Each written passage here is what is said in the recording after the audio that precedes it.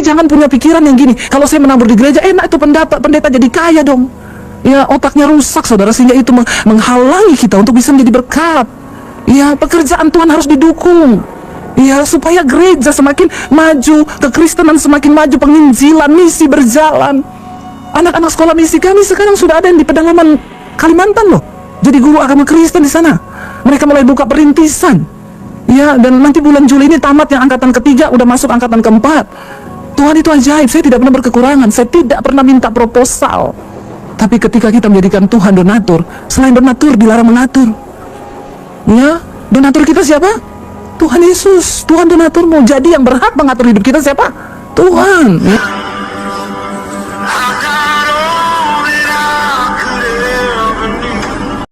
Apa kabarnya? Luar biasa, karena kita punya Tuhan yang luar biasa. Iya, tema hari ini adalah agak berat ini tema ini ya, tapi ini dari gereja yang kasih. Jadi bukan saya yang sengaja. Memberi dengan sukacita ya, dan itu akan membawa berkat ya. Amin, cuma satu loh. Kalau sudah dengar kata memberi ini berat memang ya. Ya, ini aduh agak-agak ini memberi dengan sukacita. Kalau namanya memberi itu sukacita enggak? Menurut saudara kalau memberi itu sukacita enggak? Sukacita atau duka cita? Ya. Jadi temanya memberi dengan sukacita membawa berkat. Saya pengen kita baca 2 Korintus pasal yang ke-9. Ini juga ayat dari Gembala yang kasih ya. Tapi firman Tuhan itu walaupun keras, pedas, menampar, tapi itu adalah firman. Amin. Ya, dan itu akan menyelamatkan jiwa kita. Saya percaya itu saudara. Jadi tolong yang datang, siapkan hatimu, ya, akal budimu. Yang lagi main HP, HP-nya ditaruh dulu. Kalau saudara main HP di luar saja, amin. Ya, jangan dengar khotbah tapi begini ya. Mending tidak usah duduk di dalam, hanya mengganggu kehadiranmu itu. Ya, lebih baik di luar saja. Engkau tidak menghormati Tuhan.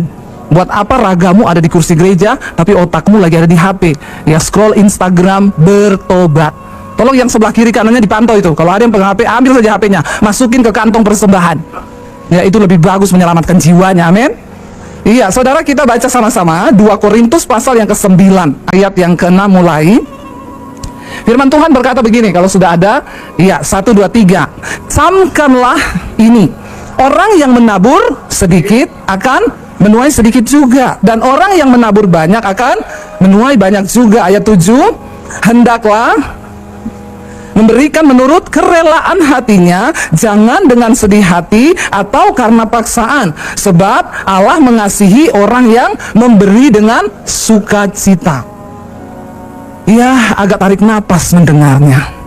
Camkanlah ini, ayat 6 dikatakan, orang yang menabur sedikit akan menuai sedikit juga, dan orang yang menabur banyak akan menuai banyak juga. Bisa ndak ayatnya ini sebaiknya dibalik? Ya, karena kan jemaat itu kalau dikatakan menuai banyak senang ndak? Saudara menuai banyak senang? Menabur banyak senang ndak? Ah, apa iya ngomong senang ya, Fred? Ya, menuai banyak senang. Tapi kalau menaburnya juga banyak, saya pikir-pikir dulu. Ya, karena ini masalah uang ini. Ya, suruh menabur banyak itu, aduh ya. Tapi ayat ini bilang camkanlah ini. Kalau dibilang camkan berarti ingat-ingat, renungkan. Ya, jangan sampai lupa, camkan. Orang yang menabur sedikit akan menuai sedikit juga, dan orang yang menabur banyak akan menuai banyak. Kalau bisa dibalik aja deh, Bu. Ya, orang yang menabur sedikit menuai banyak. Seneng toh? Tersenyum semuanya. Ya. Kalau kita disuruh menabur banyak itu, aduh, mikir. Dan dikatakan hendaklah masing-masing memberikan menurut kerelaan hatinya, jangan dengan sedih hati atau karena paksaan. Sebab Tuhan itu Allah mengasihi orang yang memberi dengan sukacita. Kalau lihat judul perikopnya atas, memberi dengan sukacita membawa berkat. Persembahan yang dimaksud di sini bukan tubuh, bukan jiwa, bukan nasihat, tapi ini bicara uang. Katakan sama-sama, uang. Karena kalau saudara lihat konteks di atasnya, Rasul Paulus sedang menyuruh jemaat di Korintus untuk melakukan pengumpulan uang untuk Yerusalem. Karena dulu di Yerusalem itu adalah rumah Tuhan, dan mereka berniat membantu orang-orang kudus, jemaat-jemaat hamba Tuhan di Yerusalem yang berkekurangan. Jadi Rasul Paulus bilang, camkan ini, dan itu juga perkataan Tuhan Yesus. Siapa yang menabur sedikit akan menuai sedikit, menabur banyak menuai banyak. Tapi saudara, kalau sudah ngomong uang itu memang susah. Ya, susah saudara. Ya, kenapa saudara? Makanya Yesus itu bilang begini. Kita lihat bersama dulu di dalam Matius pasal 6 ayat 21. Injil Matius 6 ayat 21, Yesus berkata begini, ini Yesus yang bilang. Karena di mana hartamu berada, di situ juga hatimu berada. Ini berlaku untuk semua manusia, termasuk pendeta. Di mana hartamu berada, di situ hatimu berada. Contoh, kita itu di kamar ada cincin emas, ada uang, ada segala macam. Kita pergi tinggalin rumah, lupa kunci kamar. Saudara balik enggak? Halo, balik? Berarti kau normal. Ya, semua begitu saudara. Pasti balik, karena di situ ada harta. Di mana hartamu berada, di situ hatimu berada. Nah, Yesus bilang begini, untuk menyiasati supaya kita nggak terlalu terikat dengan harta dunia, Tuhan Yesus bilang ini, kumpulkanlah bagimu harta di surga, supaya hatimu juga ada di surga. Ya, banyak-banyaklah menabur. Lalu Yesus bilang begini saudara, Matius 6 ayat 24, kita baca bersama saudara. Matius 6 ayat 24, lompat ayat yang ke-24. Firman Tuhan berkata demikian, ayat 24 tadi, Matius 6, 1, 2, 3. Tak seorang pun dapat mengabdi pada dua tuan, karena jika demikian, ia akan membenci dan mengasihi yang lain, atau ia akan setia kepada yang seorang dan tidak mengindahkan yang lain. Kamu tidak dapat mengabdi pada Allah dan pada Mammon. Satu-satunya hal yang Yesus sejajarkan itu dengan Allah di dunia ini adalah Mammon, uang saudara. Nggak ada yang lain. Kalau orang hidup di dunia ini tidak cari Tuhan prioritas pertama, maka pasti dia cari Mammon. Ya, cuma itu kepentingan manusia di dunia ini. Kenapa kita harus kenal Tuhan dan belajar mengasihi Tuhan dengan harta kita? Karena kalau kita nggak selalu mengasihi Tuhan dengan harta kita, maka kita pasti akan mengasihi Mammon. Bahkan banyak orang sudah di dalam gereja, hatinya tetap mengasihi Mammon. Ya, itu terbukti ketika disuruh menabur. Kita lagi membahas menabur dengan sukacita membawa berkat. Kenapa saya bawa ke sini dulu? Kita nggak akan pernah mungkin bisa menabur banyak dengan sukacita kalau paradigma kita tentang uang tidak dirubah. Amin. Ya, uang nggak dibawa mati, tapi nggak ada uang bawaannya. Tahu ya? Uang tuh nggak dibawa mati, tapi nggak ada uang bawaannya mati. Uang bukan segala-galanya bu, tapi segala-galanya butuh uang. Ya, kita kalau berhenti di pinggir jalan apa di rest area itu toilet saudara. Satu kali saya pernah ditulis toilet buang air kecil 1.500, buang air besar 2.000. Ada orang keluar saudara, ya mas ini uangnya 2.000, saya tadi buang air kecil. Wah saya tidak ada kembalian mas 500. Yaudah kalau gitu saya buang air besar dulu deh. Ya walaupun tidak kebelet, tapi sayang ya, namanya juga 500 itu duit loh ya. Walaupun nggak kebelet dipaksa-paksain, karena 500 saudara. Yang namanya uang itu saudara, orang itu sekarang aduh ya, uang itu hitungannya setengah mati. Tapi banyak orang tidak mengerti bahwa ini kunci kita diberkati Tuhan. Kalau kita genggam uang kita, ya mungkin saudara, kita rasa kita dapat semuanya. Tapi ketika tiba-tiba hilang, buat apa? Ya anak sakit, ya ini rusak, itu rusak, rumah rusak, mobil tabrakan. Itu belalang pelahap. Kemarin saya pelayanan di Makassar, saya ketemu beberapa pengusaha dan kami ngobrol soal hidup menjadi berkat saudara. Lalu ada pengusaha yang tanya sama saya, kan saya bilang begini, dalam hidup ini kita terima uang berkat, itu tidak semuanya roti untuk kita makan, tapi di situ juga ada benih untuk ditabur. Jadi berkat yang kita terima ada roti, ada benih. Kalau roti silakan makan, tapi kalau benih jangan dimakan, nanti kau sakit perut. Ya, tapi orang Kristen semua dimakan, pikirnya biar kenyang.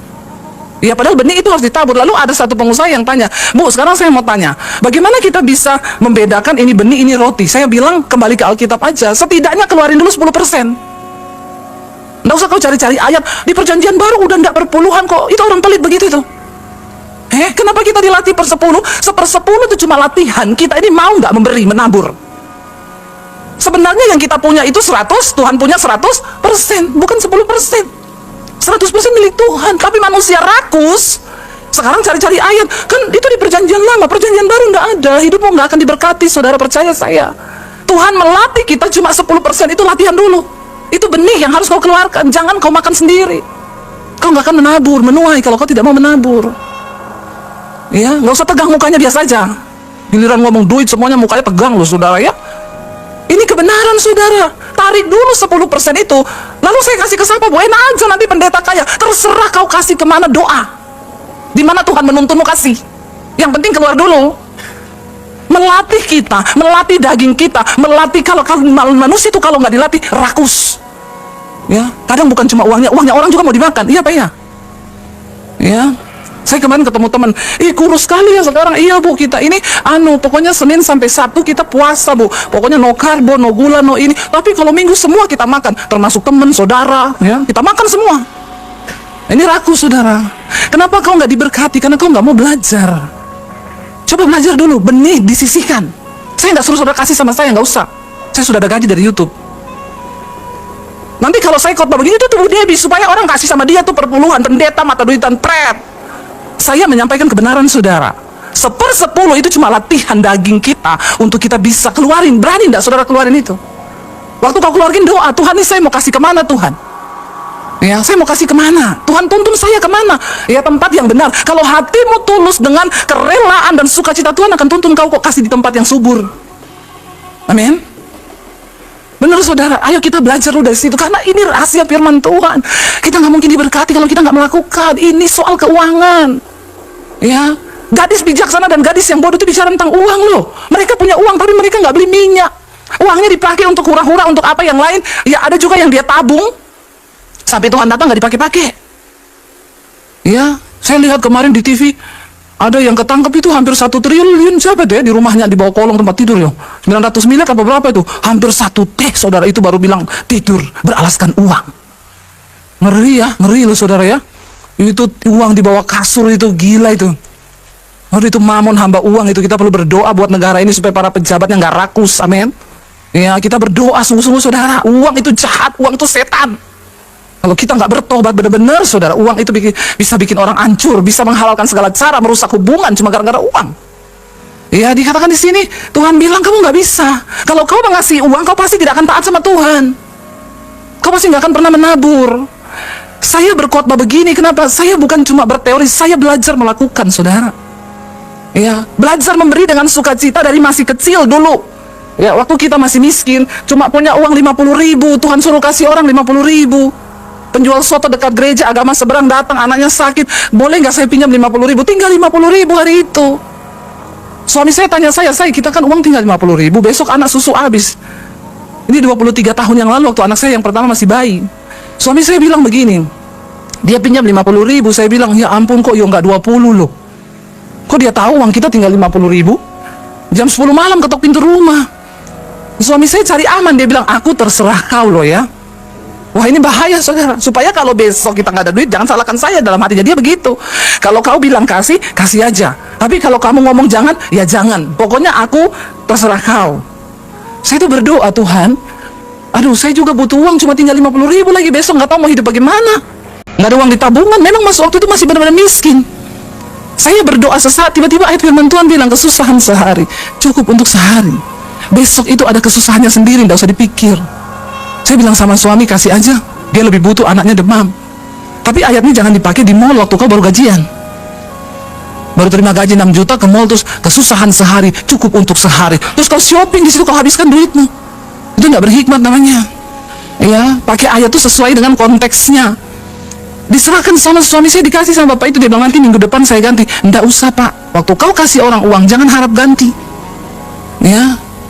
Lalu saudara, udah Tuhan berkati kami. Apakah kami tambah miskin? No, setelah itu Tuhan mulai berkati lebih besar. Tuhan tuh selalu begitu cara kerjanya. Dia uji dulu hatimu. Ketika sudah diberkati, tiba-tiba Tuhan suruh nabur. Itu butuh sana 50 juta, gereja lagi bangun. Saya tabur, saya belajar tahan. 100 juta saya tabur, 200 juta saya tabur. Ya, berapa waktu yang lalu suruh beli mobil pendeta 425 juta. Kami bukan orang kaya yang punya uang puluhan miliar loh di rekening. Saya bersaksi dari mimbar ini kepada saudara, karena saya bukan berteori, saya mempraktekkan firman Tuhan. Ya, waktu saya bilang begitu sama suami, kita disuruh Tuhan dibeliin mobil pendeta itu 425 juta mobilnya. Gimana? Suami saya bilang, ya aku sih dari bulan Januari lalu sudah Tuhan taruh begitu di hati. Tapi aku diam aja, saya tengking terus itu suara. Saya juga begitu, saya bilang setan ini, pasti setan, bukan Tuhan ini. Kalau soal uang tuh dari setan itu ya. Akhirnya kami belajar taat saudara.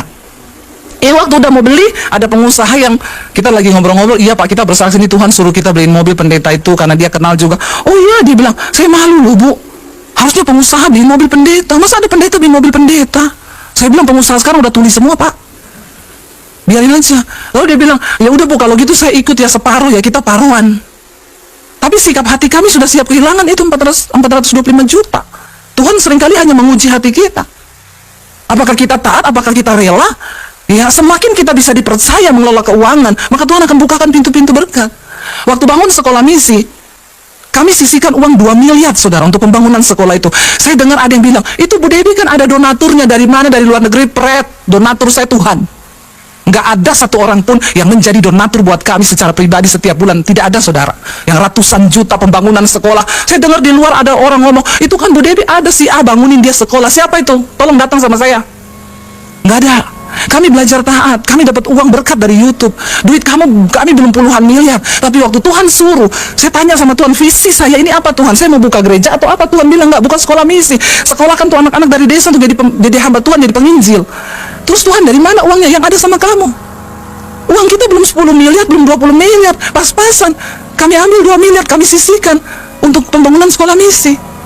Ya, dan itu tanah diserahkan bukan atas nama saya, saudara. Kadang orang pikir, oh itu kan nanti jadi asetnya Bu Debbie. No, tanah itu dipinjamkan 10 tahun.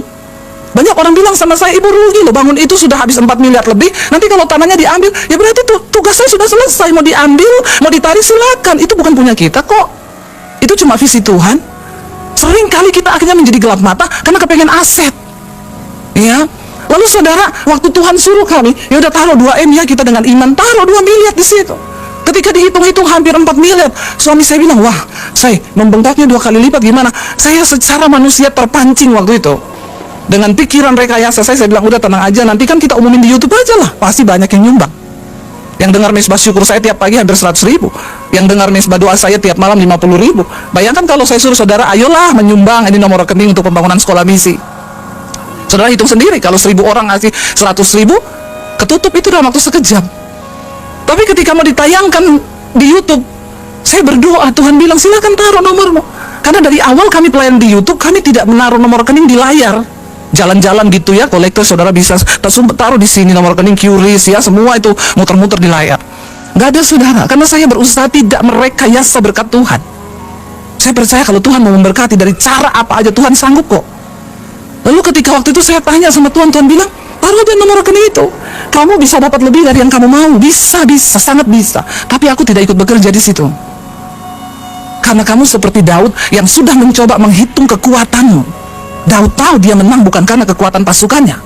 Tapi Daud tetap berusaha menghitung pasukannya. Tuhan bilang, tidak usah. Engkau itu menang bukan karena pasukanmu banyak, tapi karena kuasaku. Hari itu saya bilang sama suami, jangan, tidak usah ditaruh. Kita lihat aja Tuhan bekerja. Dalam waktu 7 bulan pembangunan selesai. Ya, nggak ada satu orang yang jadi donatur yang terus-terusan. Nggak ada, saudara. Uang itu datang 50 ribu, 100 ribu. Jadi kalau ada omongan di luar sana, saya dapat donatur dari Amerika, dari mana, dari Belanda, itu omong kosong. Donatur kami itu Tuhan. Tuhan, saudara. Ya, sampai detik ini nggak ada satu orang pun yang saya harus berterima kasih, sujud-sujud. Saya sujud sama Tuhan.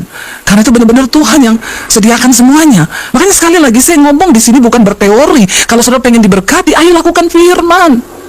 Amin. Ya, jangan berpikir, saya cari uang ini kan dari usaha saya, dari kekuatan saya. Kau diberi sehat, itu juga anugerah Tuhan loh. Kalau kita sakit, kita nggak bisa kerja. Ya, semua itu karena Tuhan. Kau nggak bisa mengabdi pada Allah dan pada Mamon. Tuhan bilang, kasihi Tuhan, supaya kita taat sama Tuhan. Kita lihat bersama satu ayat lagi, di dalam Injil Matius ya. Matius pasal yang ke-6, ayat yang ke-38, saudara. Tuhan Yesus ngomong apa? Matius 6, ayat 38, di sana dikatakan demikian. Matius 6 ayat 38, 1, 2, 3. Berilah, ya, multimedia, minum kopi dulu ya. Iya, Lukas 6 ayat 38, maaf. Lukas 6 ayat 38. Lukas 6 ayat 38. Lukas 6 ayat 38. Baca bersama, 1, 2, 3. Berilah dan kamu akan diberi suatu takaran yang baik, yang dipadatkan, yang digoncang, dan yang tumpah keluar akan dicurahkan ke dalam ribaanmu. Sebab ukuran yang kamu pakai untuk mengukur itu akan diukurkan kepadamu.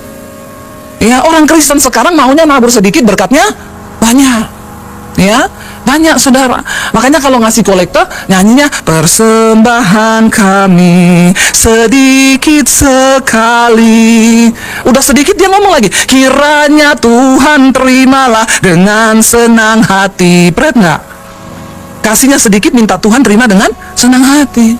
Dibalas malaikat, berkat yang ku beri sedikit sekali, kiranya engkau terimalah dengan senang hati juga. Ini rahasia yang besar untuk kita diberkati Tuhan, apalagi di akhir zaman ini. Ya, di saat semuanya menjadi sulit, orang pengen cepat kaya. Kalau kita nggak melakukan firman, dari mana saudara kita percaya bahwa hukum Tuhan, firman Tuhan itu yang paling benar? Tidak ada hukum lain di atas hukum firman Tuhan, dan ini pasti terjadi. Kalau hukum dunia berkata simpan sebanyak-banyaknya, ya keluarkan sekecil-kecilnya. Tapi Alkitab bilang, ya takaran yang kau pakai untuk mengukur itu diukur. Kaya atau miskin ya seseorang di hadapan Tuhan tidak pernah dinilai dari barang yang kau pakai, mobil yang kau pakai, rumahmu, enggak. Dari taburanmu, itu yang dilihat Tuhan, dari sikap hati kita. Ya, sampai hari ini kami tidak berkekurangan, semakin diberkati Tuhan. Ya, kita belajar peka. Ya, ada puluhan hamba Tuhan yang setiap bulan kami bisa berkati. Sudah dari mana? Ya, kalau dari kekuatan kami apakah bisa? Dan Tuhan sedang mencari orang-orang yang bisa dipercaya untuk menjadi bendaharanya di dunia ini. Tapi kalau kita cuma sibuk mikir buat diri kita sendiri, beli terus barang brand, borong terus tiap bulan, tiap minggu, menabur 5.000. Banyak itu saya lihat begitu orang kaya itu. Ya, tasnya Dior, ya, tasnya LV, tasnya Hermes. Ya, menaburnya, ya Allah, subhanallah. Bertobatlah saudara, benar ya. Sorry, kau kaya itu bukan dimulai dari apa yang kau pakai. Tuhan mengukur takaran hatimu itu. Dan sekarang banyak orang kepengen cepat kaya. Kemarin saya dengar di daerah Jawa Tengah ada saudara penipuan baru. Ada YouTube-nya ada. Orang ini masuk, dia mengaku-ngaku orang kaya, punya banyak perusahaan di mana-mana. Jadi dia tawarin orang untuk ya yang mau dapat saham dari perusahaannya. Ya kamu setor berapa nanti akan dapat saham. Ya, jadi pertama dia masuk itu dia pura-pura jadi donatur dulu. Gereja-gereja disumbang, paling banyak korbannya itu pendeta dan orang Kristen yang bodoh-bodoh, yang pengen cepat kaya. Saya lihat pengajarannya saudara di YouTube ada. Dia bilang begini, pengajarannya itu begini. Saudara, kamu tuh nggak perlu berdoa-doa minta-minta uang atau bekerja keras untuk dapat uang, karena sesungguhnya Tuhan itu sudah menciptakan uang itu. Uangmu itu ada, tapi masih di tangan-tangannya orang. Uangmu itu ada, tapi masih ada di bank. Jadi kau harus undang uang itu. Caranya gimana? Dia ajari orang pegang uang 100 ribu. Ya, ini benar-benar sudah saya nonton YouTube-nya. Pegang uang 100 ribu baru ngomong begini, hai uang, ajaklah teman-temanmu. Uangku yang masih ada di dompetnya orang-orang itu, uangku yang masih ada di bank-bank manapun, datanglah bawalah teman-temanmu dalam nama Yesus. Ingat banget ya saudara ya. Kata tuyul begini, langkahi dulu mayatku. Tuyul aja kerja cari duit, kau cuma panggil, undang dia. Makin banyak orang gila saudara hari ini yang kena itu pendeta-pendeta, orang-orang Kristen nyatur duit ke dia. Sudah baru-baru saya dengar yang ngasih 1M 500 juta, sekarang dia menghilang. Saya bilang panggil aja, hai orang gila, datanglah bawa uangku. Aduh saudara, tapi orang-orang yang ketipu-ketipu gitu banyak orang pelit-pelit memang. Ya, makanya kau jangan pelit loh. Alkitab bilang yang masuk neraka itu bukan cuma orang berzina, selingkuh, bukan cuma orang homo, orang lesbi, orang kikir tidak mendapat bagian dalam surga. Bilang kanan kirimu, jangan pelit-pelit, kau nanti tidak masuk surga loh. Ya, kasih tahu sudah benar nih, serius nih. Ya serius. Saya memberi dengan sukacita, dengan senang hati. Itu bisa terjadi kalau kita ini punya pandangan, punya perspektif yang benar tentang uang. Ya, kalau kita salah memandang uang, maka itu jadi hamba. Kita diperhamba sama uang itu, sehingga kita melakukan segala sesuatu itu hanya demi uang, demi uang, demi uang, sehingga kita lupa. Ya kau tahan uangmu, nanti bocor kemana-mana. Ya sakit harus keluar 500 juta, 1M. Wah, saya kalau dengar orang sakit bangga loh saudara. Iya bos, saya tuh kemarin sakit habis 1M loh. Ya saya kemarin sakit ratusan juta. Saya bilang sama suami saya, nggak rela loh duit saya tuh buat bayar rumah sakit. Suami saya bilang, ya udahlah, saya anggaplah ya bersyukur loh kamu sakit, kita ada duit. Ya tapi saya nggak rela loh. Ya, saya nggak kasih tahu siapa-siapa saya sakit.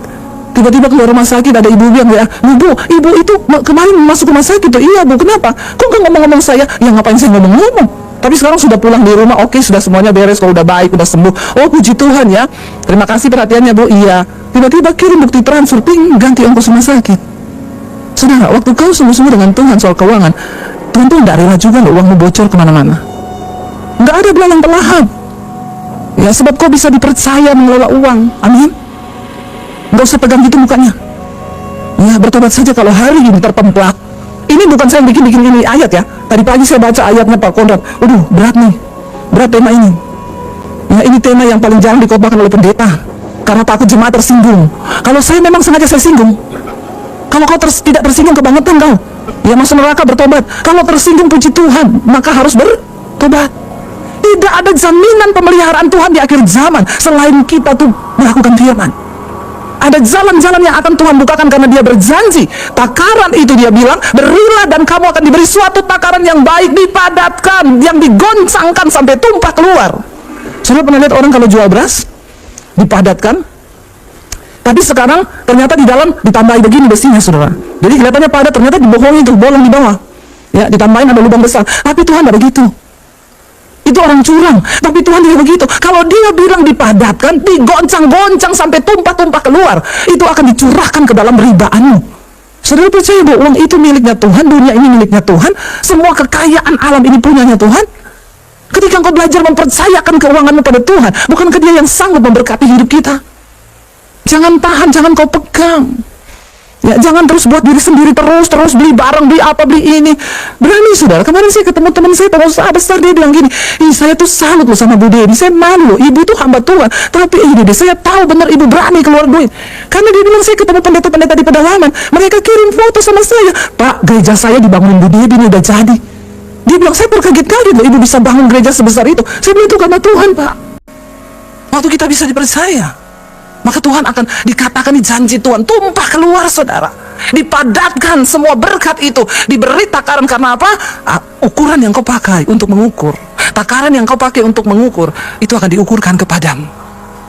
Karena itu mari kita sungguh-sungguh. Kita datang ke dunia ini tidak bawa apapun, saudara. Kita mati juga nggak bawa apapun. Tadi pagi saya baru baca berita, Oktober 2024 ada artis yang mati. Dia mati belum sempat wariskan hartanya ke siapa. Ya, bayangkan, saudara. Mati mendadak, jatuh dari lantai 3, koma, akhirnya meninggal. Dan uangnya belum sempat diatur, itu mau lari kemana. Coba waktu dia hidup, uang itu dia sudah pakai untuk ya menabur, untuk apa, kan sia-sia sekali gitu. Mati mendadak, kita nggak pernah tahu kapan Tuhan panggil hidup kita. Bukan masalah kita mati mendadak atau matinya kapan-kapan, tapi kan yang terpenting ya kita selama hidup kita pergunakan yuk semua yang sudah Tuhan titipkan itu dengan bijaksana, ya dengan apa yang Tuhan taruh di hati kita, dan kita mau jujur sama Tuhan, ya sehingga kita ini bisa menjadi hamba Tuhan yang dapat dipercaya, orang Kristen yang dapat dipercaya untuk mengelola berkat. Amin, saudara. Ya, di tengah bangsa yang sudah hiruk pikuk seperti ini, setidaknya masih adalah orang-orang benar yang mau berdiri dengan tidak mata duitan dan berkata, Tuhan, saya sedih loh, saudara, kalau saudara lihat ke pedalaman, kekristenan hari-hari ini mundur. Kenapa? Karena orang Kristen udah gak peduli dengan menabur. Mereka gak lihat lagi pekerjaan Tuhan. Ya, lalu siapa kalau kita gak mau jadi kaki tangannya Tuhan di dunia ini untuk penginjilan, untuk misi? Kami lagi sekarang lagi renov satu rumah di kota Palu, saudara. Itu rumah dikasih orang, Tuhan tuh ajaib. Waktu saya pulang ke Palu beberapa waktu yang lalu, saya ajak suami saya, aku ajak kamu lihat tempat kosku dulu yuk, waktu aku diusir dari rumah. Biar kamu lihat, ya aku tuh pernah tinggal di situ dulu. Kita pergi lihat lah. Ini loh tempat kosku dulu di sini. Tiba-tiba saat kami berdiri di tempat kos itu, di hati saya itu muncul, ting, Tuhan taruh, cari rumah-rumah bekas di kota Palu ini untuk dijadikan satu pos pelayanan. Ya, nanti Tuhan yang akan menuntun. Lalu saya bilang sama suami, kita cari rumah-rumah bekas di Palu ini untuk kita bikin pos pelayanan. Kenapa? Karena kota Palu ini adalah kota di mana Tuhan banyak bicara sama saya dulu. Jadi saya percaya ada sesuatu lah. Ya udah, kita cari ya. Ngomong begitu, saudara, nggak berapa lama ada orang WA. Shalom Bu Debbie, saya punya rumah di Palu. Saya pikir dia mau jual rumah ini. Oh iya Bu, kenapa? Saya itu baru 2 minggu dapat khotbahnya Ibu, tapi saya dijamah Tuhan. Rumah itu sudah lama mau saya kasih untuk pelayanan. Tapi ketemu orang nggak seret, mau kasih ke sini nggak seret. Tapi waktu saya dengar khotbah Ibu, tiba-tiba Tuhan tuh taruh di hati, kasih ke orang ini rumah itu. Dia ajak saya ketemu, besok minggu Ibu bisa ketemu saya nggak di Pondok Indah? Oke Bu, kita ketemu ya. Begitu ketemu, dia udah bawa sertifikatnya, PBB-nya Bu, bawa pulang ini. Saya bilang, Bu, nggak kayak gini caranya loh. Ini harus diselesaikan depan notaris dan lain sebagainya. Nggak, ibu bawa aja dulu, pokoknya please bu. Karena waktu saya dan suami sudah berniat kasih rumah ini ke ibu, itu yang WA kami mau beli rumah itu banyak sekali. Saya takut tergoda. Oh gitu, ya udah saya simpan dulu ya bu. Akhirnya kemarin itu kami baru sempat pulang dari tahun lalu loh. Saya baru sempat pergi ketemu notaris di Palu kemarin. Kami pergi lihat renov. Tuhan taruh di hati buat apa rumah itu? Kami akan buka LPK, saudara, lembaga pelatihan kerja. Sekarang banyak orang kehilangan pekerjaan. Tapi mereka mau mulai sesuatu, mereka tidak punya keahlian. Jadi kami mau buka LPK ngajar seperti yang ada di sekolah misi saya hari ini. Mereka diajar bikin roti, bikin potong rambut, pijat refleksi, membuka lapangan pekerjaan. Ya, agar mereka tuh bisa langsung ya mengajar bikin kopi, mereka bisa jualan kopi murah-murahan di pinggir jalan, dan itu gratis. Itu yang Tuhan taruh di hati kami. Waktu kami mau berkata iya, akhirnya kami renov, ketemu orang-orang tuh kayak Tuhan tuh pertemukan. Ada satu bapak di Palu, bu, anak saya tuh barista, dia lulusan dari luar negeri. Ya, nanti kita kerjasama, anak saya yang akan ajar untuk orang di situ bikin kopi. Dan itu kami punya sertifikat untuk ASEAN, bu. Jadi ketika dia lulus dari situ nanti langsung bisa kerja di hotel, di mana. Ya saudara, selama kita hidup, yuk kita berguna yuk untuk sesuatu yang lebih besar bagi bangsa ini, amin. Amin. Ya, itu berguna saudara.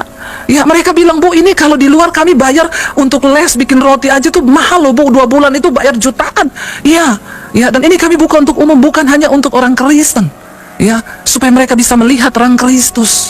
Gereja harus pergi keluar. Apa yang saya merasa terus tidak cukup saudara. Orang tanya, ibu tuh masih kurang sibuk. Ya, masih kurang. Ya, kita nih di Jakarta tuh cuma datang, terbang, datang, pulang, terbang, pergi. Nggak apa-apa saudara, selama kita masih hidup, dikasih kesehatan, ayo kita lakukan sesuatu yuk. Pikirin sesuatu yang berguna bagi banyak orang. Di tengah orang kehilangan, banyak lapangan pekerjaan tidak ada. Yuk saudara, jadilah saluran berkat, amin. Memberi dengan sukacita. Ya, kalau kau bergereja, ya taburlah di gereja saudara, jangan pelit. Karena gereja itu juga sekali ibadah butuh untuk operasional tuh banyak loh saudara. Saya nggak perlu curhat di sini karena saya bukan gembala. Tapi saya tahu, saya pakai Citycon itu setiap bulan sekali untuk onsite. Untung gratis. Kalau nggak gratis itu sewa sekali pakai 70 juta. Ya, kolektor yang masuk berapa? Saya bilang sama suami, kita kalau harap kolektor dan buka ini disewa, maka minus setiap kali ibadah. Jadi jangan punya pikiran yang gini, kalau saya menabur di gereja, enak itu pendeta jadi kaya dong. Ya, otaknya rusak saudara, sehingga itu menghalangi kita untuk bisa menjadi berkat. Ya, pekerjaan Tuhan harus didukung. Ya, supaya gereja semakin maju, kekristenan semakin maju, penginjilan, misi berjalan.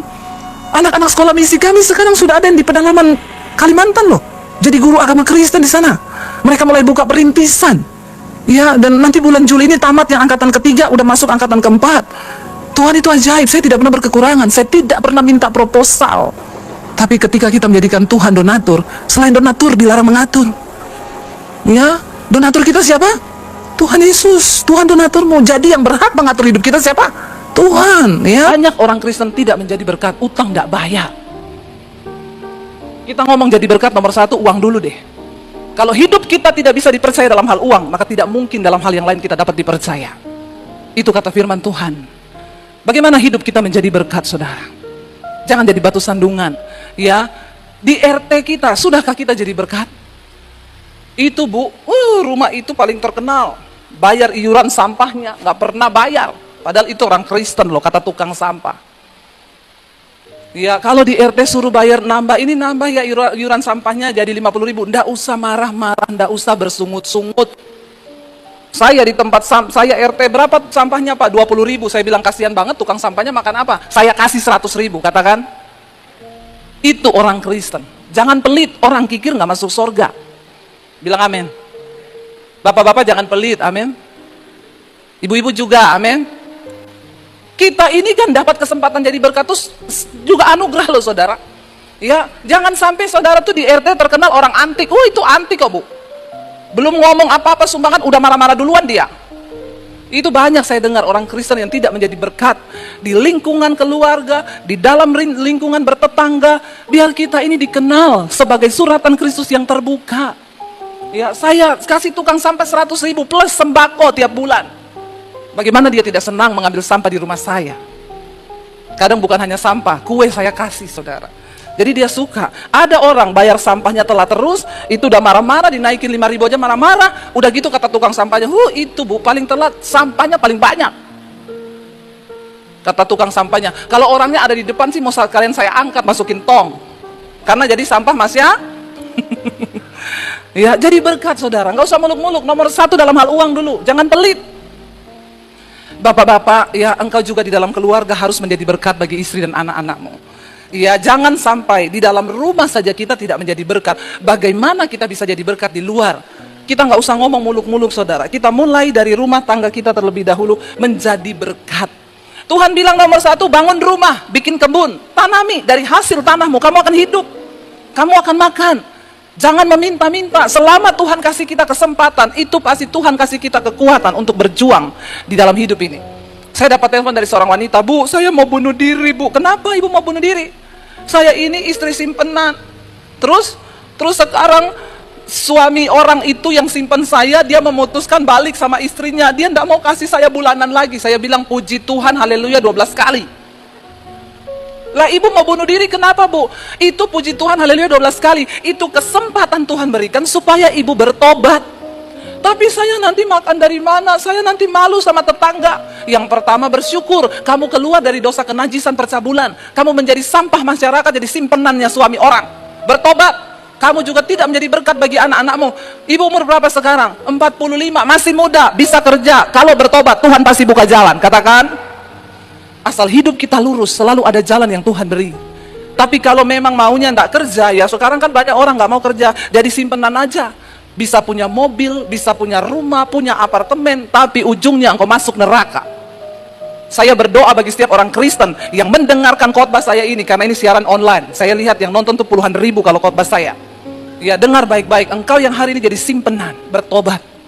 Jangan engkau memperoleh dunia dan segala isinya, tapi engkau kehilangan nyawa. Buat apa punya mobil, punya rumah? Tapi ada orang Kristen yang jadi simpenan, punya mobil, diangkat di Facebook. Puji Tuhan, berkat Tuhan. Padahal yang ngasih suami orang. Gitu bilang berkat Tuhan, pret. Bertobat saudara ya. Ayo kita jadi berkat hidup ini. Pertama Tuhan bilang bangun rumah, kerjakan kebun. Tanami kebun, buka kebun bagimu. Bekerja dari tanganmu sendiri di negeri orang. Kenapa Tuhan buang bangsa ini ke negeri orang? Supaya mereka tuh belajar. Supaya mereka belajar bagaimana hidup menjadi berkat. Ya keluar dari zona nyaman mereka. Lalu yang berikutnya di sana Tuhan bilang apa? Ambillah istri untuk memperanakkan anak laki-laki dan perempuan bagimu. Jangan ambil simpenan. Ambil istri kata Tuhan. Supaya dia tidak berzina. Supaya kamu itu sah. Ambil istri, ambil suami. Jangan hidup di negeri orang dalam kenajisan, melakukan percabulan, melakukan perselingkuhan dengan istri orang, dengan suami orang. Bertobat, Tuhan bilang, bagaimana kamu jadi berkat? Ambil istri. Kalau kamu perempuan, ambil suami, lalu beranak cuculah di sana. Ketika kamu sudah punya anak, Tuhan bilang lagi, ambilkanlah istri bagi anakmu laki, supaya tidak kumpul kebo. Ambil istri yang sah. Kalau engkau punya anak perempuan, di sana dikatakan apa di sana? Ya, dan carikanlah suami bagi anakmu perempuan. Supaya apa kata firman Tuhan? Supaya mereka melahirkan anak laki-laki dan perempuan, agar di sana kamu bertambah banyak dan jangan berkurang alias punah. Tapi zaman sekarang itu saudara, apalagi di luar negeri ya, kita lihat orang-orang sekarang bergeser nilai-nilainya. Mereka itu banyak tidak mau punya anak, tidak mau terikat dalam ikatan pernikahan. Jadi di luar negeri itu mereka bilang, ya udah kita pacaran tinggal bareng, oke, kumpul kebo, yang penting jangan punya anak. Jadi kalau kita sama satu kali nanti mau pisah, ya pisah aja, nggak ada ikatan. Itu yang terjadi sekarang. Dunia semakin bergeser. Tidak menjadi berkat kalau orang itu hidup sama-sama tapi tidak menikah. Tuhan bilang, carikan anakmu istri, carikan anakmu suami, supaya mereka tuh beranak bercucu di sana. Lalu di sana dikatakan apa? Usahakanlah kesejahteraan kota kepada kamu aku buang, dan berdoalah untuk kota itu kepada Tuhan, sebab kesejahteraan kota itu juga kesejahteraanmu. Mari kita mulai hidup saudara. Makanya saya bilang berdoa menjadi berkat. Kita doakan bangsa ini, kita doakan kota kita, kita doakan lingkungan kita. Tidak usah muluk-muluk, dimanapun engkau berada jadilah berkat. Saya ini sudah melihat bagaimana ketika kita berjalan dalam ketaatan, Tuhan bahkan sanggup membalikan keadaanmu. Apa yang tidak mungkin, bagi Tuhan itu mungkin. Apa yang gak masuk akal, bagi Tuhan masuk akal. Saya berulang-ulang bersaksi, awal pandemi kemarin itu bagi saya dan suami, kemungkinan terburuk kita jual rumah Jakarta pulang ke Solo. Tapi saya bilang sama Tuhan, Tuhan, apapun yang terjadi dengan hidupku, mau saya kehilangan rumah, kehilangan segalanya, bagiku Tuhan tetap baik. Awal pandemi tahun lalu kita cuma punya uang 10 juta. Anak saya bilang, saya mau kuliah, Mam. Nggak usah kuliah, Dek. Tidak menentukan masuk surga itu kuliah. Karena memang saya sudah nggak tahu jalan ini apa. Pandemi sampai berapa lama, kita benar-benar nggak ada pemasukan. Ya, saya nggak tahu harus berbuat apa. Tetapi saya cuma percaya satu firman Tuhan. Orang yang setia taat melakukan firman pasti akan melihat penggenapan janji Tuhan. Bahkan di tempat pembuangan, dimanapun engkau berada, Tuhan akan menyertai.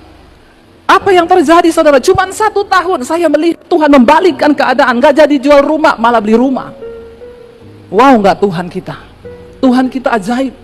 Ya, bahkan beberapa waktu yang lalu saudara yang ikuti IG saya, mungkin saudara melihat saya angkat, saya diberi mobil saudara. Bukan dari simpanan saya loh. Dari seorang jemaat mesbah doa. Dia bilang, Ibu terima kasih.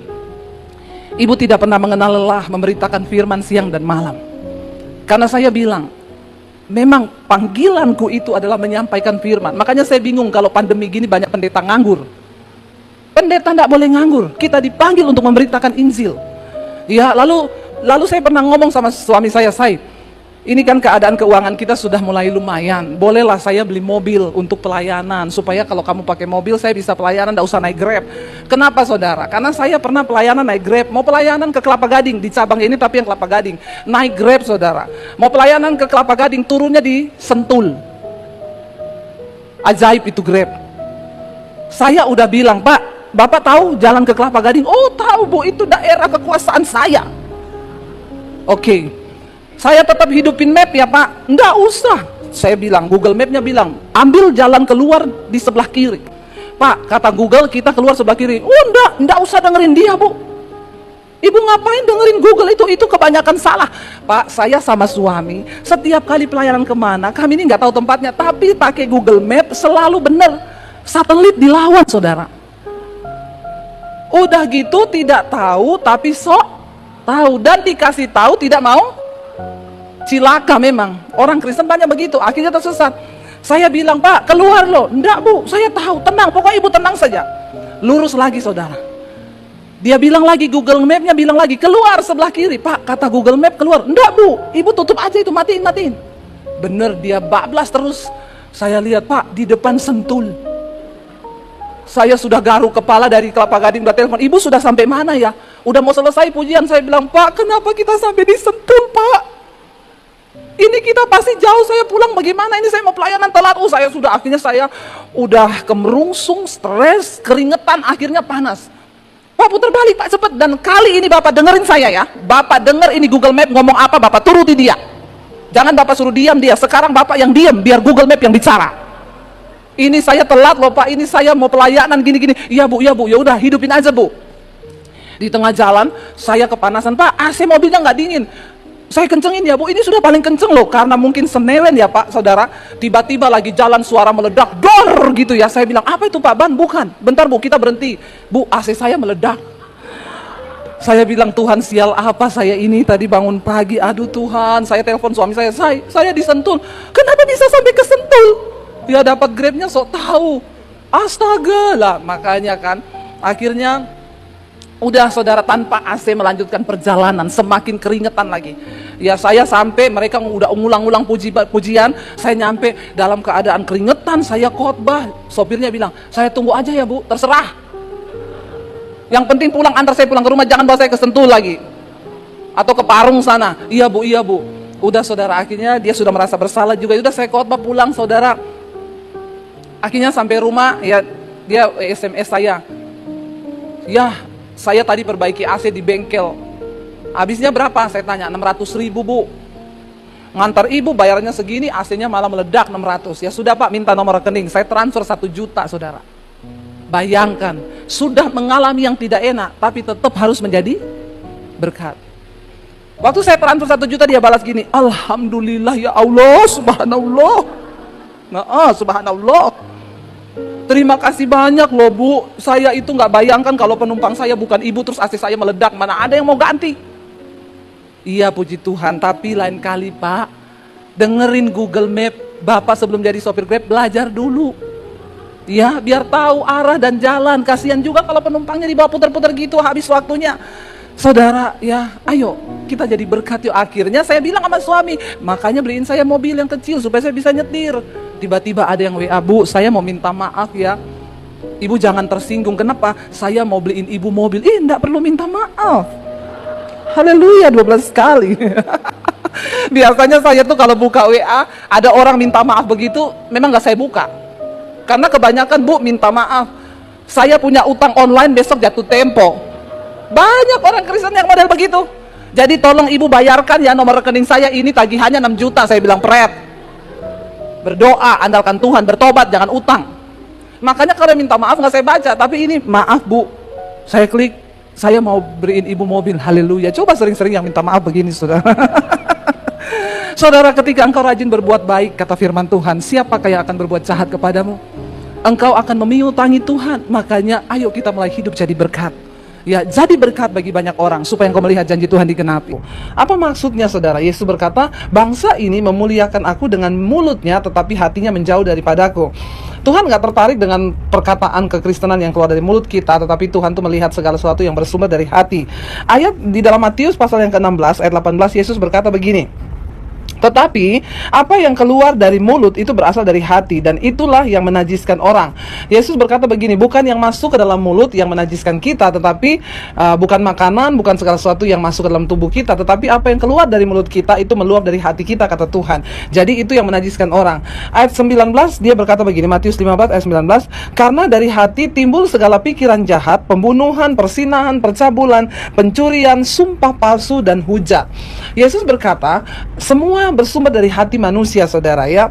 Beberapa kasus pembunuhan kita telah lihat, saudara. Kenapa? Karena dari hati yang terluka. Ketika hati kita nggak beres di hadapan Tuhan, ya, maka sesuatu ya bisa terjadi dari luar, yang keluar dari hati kita itu menimbulkan sesuatu yang tidak berkenan di hadapan Tuhan.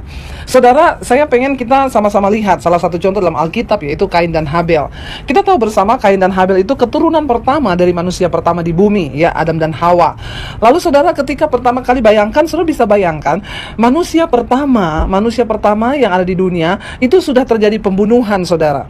Ya, kita tahu bersama Alkitab berkata ketika mereka mempersembahkan korban, Kain mempersembahkan korban, Habel juga mempersembahkan korban. Dan Alkitab berkata Tuhan mengindahkan persembahan Habel, tetapi dia tidak mengindahkan persembahannya Kain. Lalu apa yang terjadi? Kita tahu bersama, Alkitab berkata lalu timbul iri hati. Ya, perhatikan baik-baik. Kain iri terhadap Habel yang persembahannya diterima oleh Tuhan. Padahal kan bukan salahnya Habel, saudara. Kenapa Habel persembahannya diterima lalu Kain tidak diterima? Ya, itu kan persoalan Tuhan yang menilai, ya, bagaimana hati Habel dan hati Kain, saudara. Ya, akhirnya Alkitab berkata ketika Kain melihat persembahan Habel diterima oleh Tuhan, lalu dia menjadi iri hati. Perhatikan, dari iri hati lalu dibiarkan terus, ya, ada perasaan iri hati yang timbul dalam hatinya Kain, dibiarkan terus lalu menjadi sakit hati. Dari iri hati menjadi sakit hati, lalu menjadi sebuah kebencian. Saya baru mengerti, saudara, Yesus berkata dari hati itu timbul, bahkan pembunuhan itu timbul dari hati. Kenapa, saudara? Karena Yesus pernah berkata begini, barang siapa yang membenci sesamanya manusia, dia adalah pembunuh manusia. Ya, perhatikan baik-baik. Orang yang sakit hati kepada orang lain itu adalah benih pembunuhan, saudara. Lalu, saudara, dalam Kejadian 4 ayat yang ke-6, firman Tuhan kepada Kain. Jadi Allah ini datang sama Kain ketika Kain lagi sakit hati, ya. Tuhan bilang begini, Kain, mengapa hatimu panas dan mukamu muram? Perhatikan baik-baik. Orang itu kalau hatinya panas, mukanya itu pasti muram, ya. Saudara, perhatikan. Semua yang ada di dalam hati manusia itu, semua yang ada dalam hati kita, ya, itu bisa mempengaruhi apa yang ada di luar kita. Tuhan berkata kepada Kain, lihat, ya, kenapa hatimu panas sehingga mukamu itu muram? Saudara, yang di hati mempengaruhi yang di luar. Makanya saya suka bilang begini, ibu-ibu, Anda mau operasi plastik juga berapa kali operasi plastik, Anda mau lakukan kecantikan seperti apa, semua itu berawal dari hati kita. Kalau hati kita jahat, kalau hati kita penuh dengan kekotoran, hati kita penuh dengan iri hati, sakit hati, maka percuma. Kenapa? Karena contohnya Kain. Tuhan berkata, Kain, lihat, kenapa hatimu panas? Karena hatimu panas, mukamu jadi muram. ya. Lalu Tuhan berkata kepada Kain begini, apakah mukamu tidak akan berseri jika engkau berbuat baik? Tetapi jika engkau tidak berbuat baik, dosa sudah mengintip di depan pintu, ia sangat menggoda engkau, tetapi engkau harus berkuasa atasnya. Saudara, Tuhan memperingatkan Kain ketika tadinya Kain sakit hati melihat Habel, bukan sakit hati, tadinya iri hati. Dari iri hati dibiarkan menjadi sakit hati, lalu menjadi sebuah kebencian, lalu timbul niat jahat dalam hati Kain. Tuhan mengingatkan, Kain, kenapa mukamu panas, hatimu panas sampai mukamu itu muram? Saudara, ya, lalu Tuhan berkata, kalau engkau hatimu itu baik, engkau rajin berbuat baik, maka mukamu pasti berseri-seri. Dari tampak luar saja, Tuhan sudah tahu loh, kalau Kain itu sakit hati kepada Habel. Dari wajahnya muram, Tuhan tuh lihat bahwa hatinya itu panas, saudara. Dalam hidup ini, kita akan mengalami ada banyak persoalan, kita akan mengalami banyak peristiwa dalam hidup ini, dan itu sangat berkaitan erat dengan hati kita. Satu kali saya ketemu dengan seorang ibu, saudara. Lalu ibu itu berkata kepada saya, Bu Debbie, boleh nggak doakan saya, ya? Saya ini banyak persoalan. Oh ya udah, kalau gitu saya boleh minta alamat rumah ibu? Ya, dia kasih alamat rumahnya, saudara. Saya tunggu ibu di rumah saya ya besok pagi. Oke Bu, saya nanti akan datang ke sana. Sampai di rumahnya, saudara, saya ketok pintu, ya. Keluarlah seorang ibu, saudara. Ternyata kakaknya dari ibu yang akan saya doakan, gitu ya. Dia keluar, lalu dia tanya, saya bilang, selamat pagi. Di sini benar rumahnya ibu ini? Mukanya itu panas, saudara. Mukanya itu, ya, muka nggak ada damai sejahtera. Dia buka pintu ngomong, iya benar. Dari mana? Cari siapa? Saya bilang, ini rumahnya ibu ini benar? Iya. Saya bilang, saya ini hamba Tuhan, saya pendeta, saya mau mendoakan ibu. Iya, itu kakak saya. Ya udah masuk. Jadi saya masuk, ya. Waktu masuk, duduk, kata dia, duduk. Saya duduk, saudara. Dari wajahnya saya tahu orang ini hatinya bermasalah, ya. Dari tampangnya, dari cara dia bicara, kita udah tahu ini orang bermasalah. Duduk. Nah, saya duduk, saudara. Waktu saya udah duduk, lalu dia bilang, mau cari, ada perlu apa? Oh, saya lagi ada mau doakan kakaknya, kemarin ketemu gini. Lalu dia bilang, situ berarti situ pendeta? Saya bilang, oh iya benar Bu, saya pendeta. Kalau situ pendeta, berarti situ punya kuasa. Maaf ya, maksud ibu tuh kuasa apa ya? Maksud saya, kalau situ pendeta kan berarti situ bisa baca orang. Dalam hati saya sih sebenarnya berkata, ya kalau ada tulisannya saya baca, kalau nggak ada tulisannya apa yang mau saya baca? Gitu ya. Lalu, ya kalau situ memang pendeta ada kuasa, ya coba baca saya. Firman Tuhan bilang, ya, hati itu mencerminkan wajah, wajah itu mencerminkan hati, ya. Jadi kita lihat orang itu, lihat wajahnya aja. Kalau wajahnya itu cemberut, wajahnya berarti tuh hatinya tuh sesuatu, ya. Lalu saya, karena dia bilang begitu, jadi saya bilang, Bu maaf ya, karena ibu suruh saya baca, ibu maaf banget, saya harus ngomong. Ibu kayaknya banyak persoalan ya, kayaknya ibu punya banyak kekecewaan dalam hatinya ibu. Kayaknya ibu banyak menyimpan kepahitan, kebencian. Maaf ya karena ibu suruh saya ngomong. Lalu tiba-tiba waktu saya habis ngomong gitu, saya juga berjaga-jaga nih, saudara, ya. Saya lihat ini, saya berdoa dan berjaga gitu ya. Karena ini orang sakit hati begini, ya agak-agak kayak sakit jiwa juga ya, saudara. Jadi waktu saya ngomong gitu, ya saya juga berjaga-jaga, jangan sampai dilakukan apa-apa. Ya saya ambil angka 1000 lah ya. Jadi saya lihat ya, kalau dia dijamah Roh Kudus masih nangis nih. Tapi kalau enggak, wah bisa melayang asbak nih di muka saya. Saya tunggu, saudara, tiba-tiba dia diam, dia nunduk, lalu tiba-tiba nangis. Lalu tiba-tiba, iya Bu, saya tuh banyak masalah. Saya dikecewakan Bu, bukan sama orang lain. Saya dikecewakan sama keluarga saya sendiri, orang-orang terdekat sama saya. Waktu dia mulai nangis, saya tahu, yes, Roh Kudus bekerja. Akhirnya saya rangkul dia, saya rangkul ibu ini, lalu saya bilang, Ibu, Tuhan mengasihi ibu. Apapun ya yang pernah dilakukan oleh keluarga ibu, Tuhan sayang sama ibu dan kasihnya cukup. Dia nangis, saudara, lalu saya berdoa buat dia, saya peluk dia, Ibu, rasakan kasih Tuhan, saya peluk. Ya lalu dia mengalami pemulihan, dia mengalami lawatan Tuhan setelah nangis, lepas semua plong yang ada dalam hatinya. Habis itu dia mulai tersenyum, saudara, ya. Dia bilang, Ibu, terima kasih ya. Malah dia jadi pasien pertama saya, kakaknya belum selesai mandi. Ya, Ibu terima kasih, dia bilang, ya, saya rasa lega sekali. Jadi ibu ini karena dia mengalami banyak tekanan dalam hatinya, lalu dia tidak ada pelampiasan, nggak ada yang layani selama ini, dia juga mungkin tidak mengenal Tuhan dengan benar. Ya, jadi itu disimpan. Bayangkan kepahitan, sakit hati, iri hati, kebencian yang disimpan, itu saudara akan melahirkan, akan menjadi sebuah karakter. Ya makanya ketemu, dari mana? Siapa? Siapa? Ya, saya ngerti gitu ya. Lalu setelah selesai saya doakan, mulai senyum dia. Lalu dia mulai tanya, Ibu mau minum apa? Gitu ya. mau minum kopi nggak Bu? Ya saya jawab aja iya. Ya kalau sekarang saya berani jawab saudara, iya Bu boleh kopi ya. Tapi kalau dia tanyanya gini, minum apa? Hah? Kopi apa teh? Jangan jawab saudara, nanti yang keluar kopi pakai sianida. Bisa mati ya.